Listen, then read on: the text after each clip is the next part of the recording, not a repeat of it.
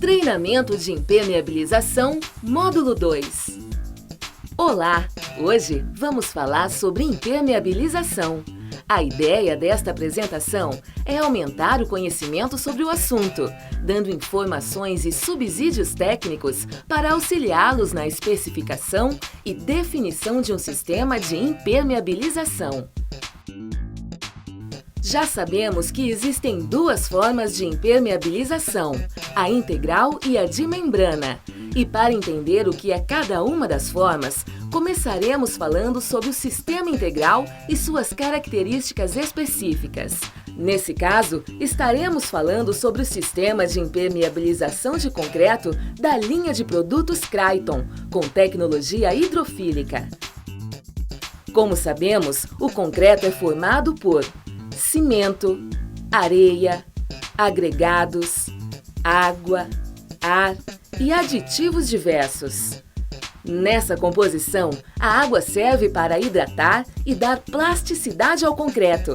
Isso quer dizer que toda a água adicionada ao concreto, apenas 40% do seu total é necessário para hidratar as partículas de cimento e os outros 60% são necessários para que se consiga trabalhar e moldar o concreto conforme determinado em projeto. Essa água, que é usada apenas para dar plasticidade e trabalhabilidade ao concreto, evapora da estrutura durante a sua cura, deixando em seu lugar os capilares, ou seja, poros vazios por onde a água pode percolar e atravessar a estrutura.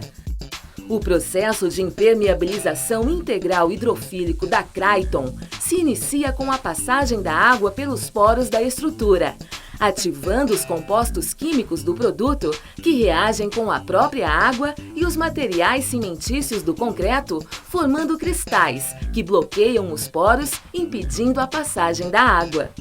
Por ser totalmente hidrofílico, o sistema Cryton suporta pressões hidrostáticas de até 220 metros de coluna d'água e tem capacidade de autosselar fissuras de até 0,6 milímetros.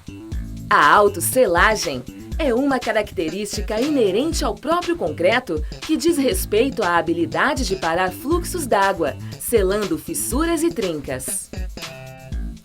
Já os sistemas de membrana são determinados pela aplicação de uma película superficialmente sobre a estrutura. Para escolhermos qual produto atende melhor a cada caso, é importante conhecer as matérias-primas usadas para fabricar os mesmos. Isso ocorre uma vez que a matéria-prima muitas vezes determina as características e locais de aplicação onde os produtos que usam essa base podem ser usados. Dentre os produtos impermeabilizantes, uma das matérias-primas mais comuns é o asfalto. O asfalto ou CAP, cimento asfáltico de petróleo, tem origem do refino do petróleo e oferece aos produtos características como impermeabilidade, resistência à fadiga, conforto térmico e acústico, elasticidade e plasticidade. Esta flexibilidade permite que os produtos de base asfáltica sejam utilizados em áreas sujeitas a movimentações estruturais. Porém, o asfalto não pode ficar exposto a intempéries, ou seja, o asfalto sem um tratamento específico não pode ficar exposto ao sol, sendo necessária a execução de uma proteção mecânica. Locais como lajes, jardineiras, piscinas, áreas molháveis são as principais áreas de aplicação desse tipo de produto. Outra matéria-prima dos produtos impermeabilizantes é o cimento, muito comum na construção civil. Estes são provenientes da calcificação de calcários. Como o cimento utilizado na construção civil em geral, quando falamos em seu uso na fabricação de produtos para impermeabilização, essa matéria-prima oferece características como a boa aderência ao substrato. Afinal, estamos falando de aderir esses produtos sobre chapiscos, rebocos, contrapisos e regularizações, etapas essas que são feitas também a partir do cimento.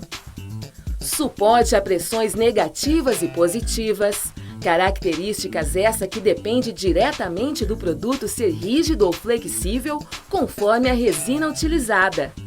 Mais adiante, explicaremos o que são as pressões positiva e negativa. Esse tipo de produto deve ser utilizado em locais não sujeitos a fissuração e não expostos, como fundações, subsolos, poços de elevador, áreas molháveis e piscinas.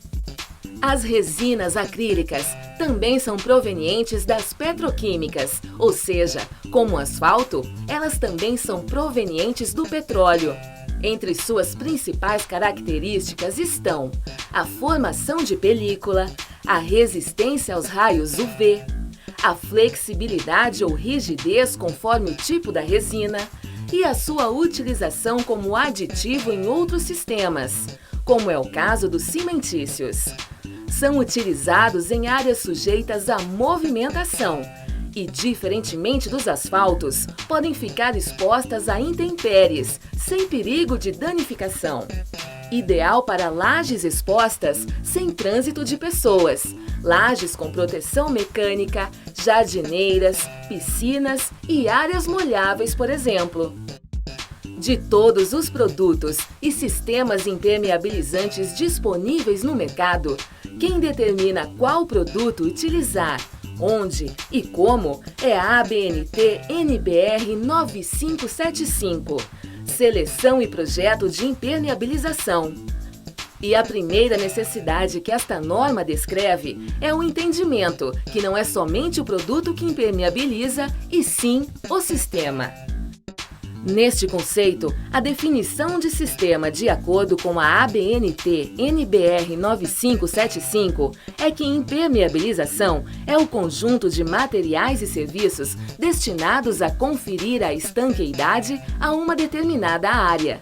Portanto, para uma impermeabilização eficaz, antes da instalação, deve ter uma camada de regularização com caimento mínimo de 1% em direção aos ralos e arredondamento nos cantos. Após a cura da camada de regularização, nos casos dos produtos asfálticos, vem a etapa de imprimação, que é a aplicação do primer, e após a secagem deste, a aplicação do produto impermeabilizante propriamente dito, neste caso, a manta asfáltica. Após a aplicação da impermeabilização, é recomendado a realização do teste de estanqueidade, que é colocar água na área impermeabilizada por 72 horas. Após o teste de estanqueidade, aplicar a camada separadora nas áreas horizontais. A próxima etapa é a proteção mecânica. Esta deve ser feita em 2 camadas, tendo a aplicação de uma tela na vertical para a estruturação entre uma camada e outra. E posteriormente a essa etapa é feito o piso ou acabamento. Resumindo, até agora falamos sobre a classificação das formas de impermeabilização, integral ou membranas. Dentre as membranas, temos as pré-fabricadas, as mantas asfálticas, por exemplo, e as moldadas in loco, como as argamassas poliméricas e emulsões, e os sistemas integrais como os aditivos de cristalização. Mas com tantos produtos e sistemas, como escolher o mais adequado para cada situação? A ABNT NBR 9575 dá as diretrizes da escolha do sistema ideal para cada situação. Nestas diretrizes, ela avalia primeiro o tipo de estrutura.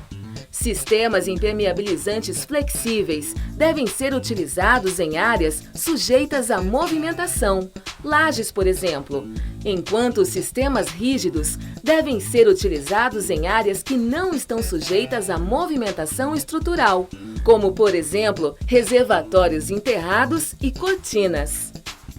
Outro item a ser observado antes da escolha do sistema ideal é quanto à forma de pressão da água, que pode ser positiva ou negativa. Para melhor compreender, vamos avaliar 2 ilustrações idênticas. Uma parede de alvenaria com uma película à direita que representa o sistema impermeabilizante. Quando temos água ou umidade exercendo sobre o impermeabilizante, uma força que o comprime contra a base onde está aplicado, isto é pressão positiva. Quando temos água ou umidade exercendo sobre o impermeabilizante, uma força que tente arrancá-lo da base, isto é pressão negativa. Estes conceitos devem ser muito bem compreendidos, assim como as características de cada sistema para evitar patologias como podemos ver neste caso. Trata-se de uma piscina construída em alvenaria estrutural e impermeabilizada com manta asfáltica. A piscina era enterrada e havia incidência de lençol freático. Entretanto, este fato foi negligenciado e foi feita a aplicação de manta asfáltica.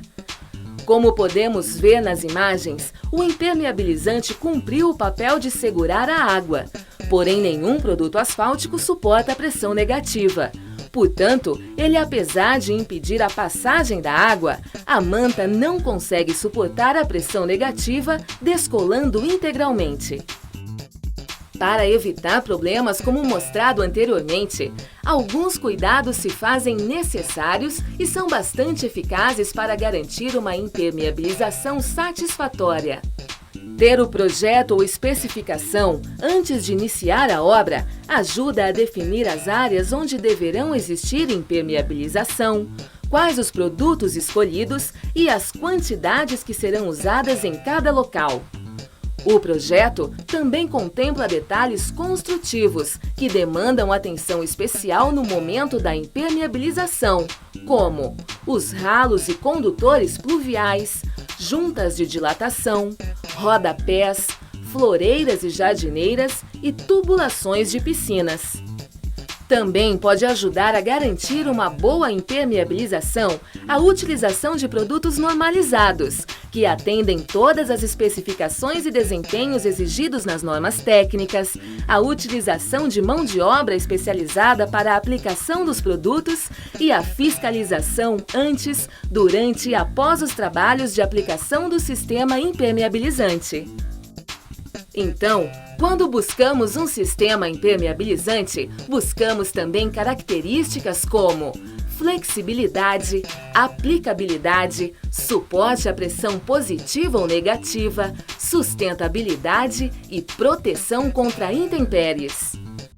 Entre em contato com a Luarte Química pelos sites das marcas, Facebook, blog, e-mails de contato ou saque.